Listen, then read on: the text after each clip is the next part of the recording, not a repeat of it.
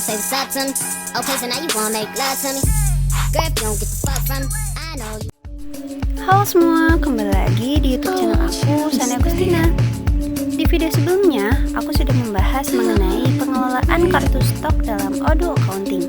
Nah, sekarang aku akan membahas mengenai laporan keuangan dalam Odoo Accounting. Oke, kita lanjut ke pembahasan laporan keuangan. Simak videonya ya. Sebelum aku membahas lebih jauh lagi mengenai materi laporan keuangan, sebelumnya kita harus tahu dulu apa itu laporan keuangan.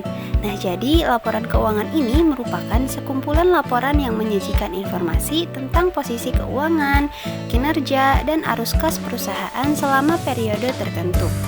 Laporan ini digunakan oleh berbagai pihak seperti manajemen, investor, kreditor, dan regulator untuk memahami situasi keuangan perusahaan dan membuat keputusan yang relevan.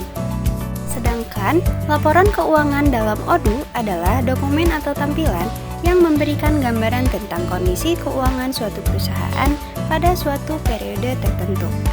Modul Odoo Accounting akan menghasilkan laporan-laporan berdasarkan data transaksi yang tercatat dalam sistem. Selanjutnya ada beberapa tujuan utama dari laporan keuangan ini. Yang pertama yaitu memberikan gambaran keuangan yang jelas. Nah, jadi laporan keuangan ini menyajikan data yang terstruktur tentang apa yang dimiliki perusahaan atau aset, apa yang menjadi kewajibannya atau liabilitas, dan berapa banyak laba yang dihasilkannya atau laba rugi.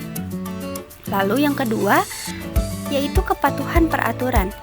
Odoo Accounting membantu perusahaan untuk memastikan kepatuhan terhadap peraturan dan standar akuntansi yang berlaku, baik lokal maupun internasional, seperti standar International Financial Reporting Standards atau Generally Accepted Accounting Principles. Lalu yang ketiga ada analisis kinerja keuangan. Nah, jadi laporan keuangan ini mempermudah analisis kinerja perusahaan. Misalnya, laporan laba rugi bisa digunakan untuk melihat seberapa efektif perusahaan dalam menghasilkan pendapatan dan mengendalikan biayanya. Lalu ada jenis-jenis laporan keuangan dalam Odoo Accounting. Yang pertama yaitu neraca atau balance sheet. Neraca adalah laporan yang menggambarkan posisi keuangan perusahaan pada titik waktu tertentu. Laporan ini menunjukkan apa yang dimiliki atau aset, apa yang harus dibayar atau kewajiban, dan nilai bersih perusahaan atau ekuitas. Lalu yang kedua ada laporan laba rugi atau profit and loss statement. Laporan laba rugi menunjukkan pendapatan, biaya, dan keuntungan atau kerugian perusahaan selama periode tertentu. Lalu yang ketiga ada laporan arus kas atau cash flow statement.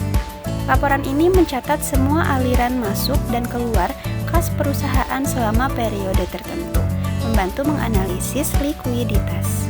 Lalu yang keempat ada laporan pajak atau tax report.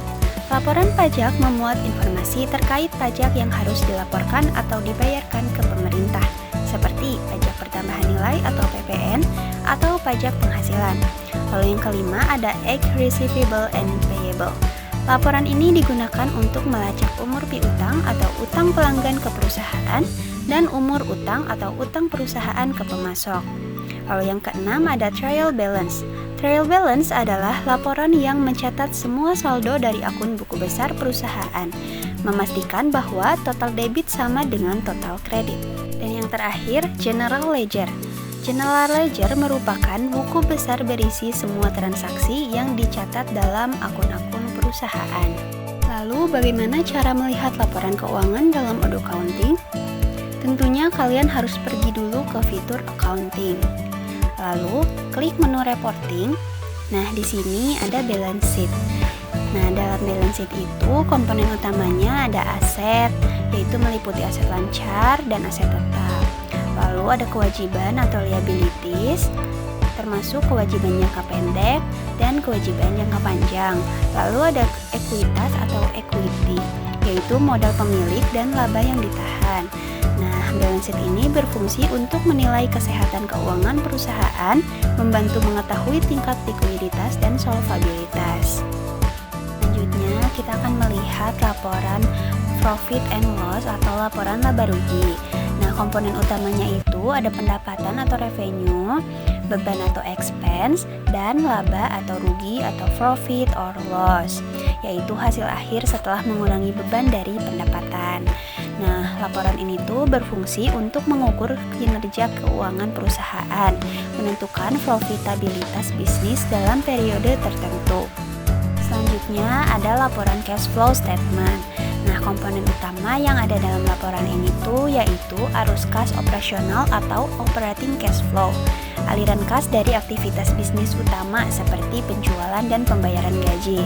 Lalu ada arus kas investasi atau investing cash flow, aliran kas terkait pembelian atau penjualan aset tetap. Lalu ada arus kas pendanaan atau financing cash flow. Nah, ini tuh merupakan aliran kas dari aktivitas pembiayaan seperti pinjaman atau pembayaran dividen. Fungsinya itu memastikan perusahaan memiliki cukup kas untuk operasi sehari-hari, mengidentifikasi kebutuhan pembiayaan tambahan. Lalu kita akan melihat laporan general ledger atau melihat buku besar. Nah, buku besar ini berfungsi untuk melihat rincian transaksi per akun, menyediakan data pendukung untuk pembuatan laporan keuangan utama.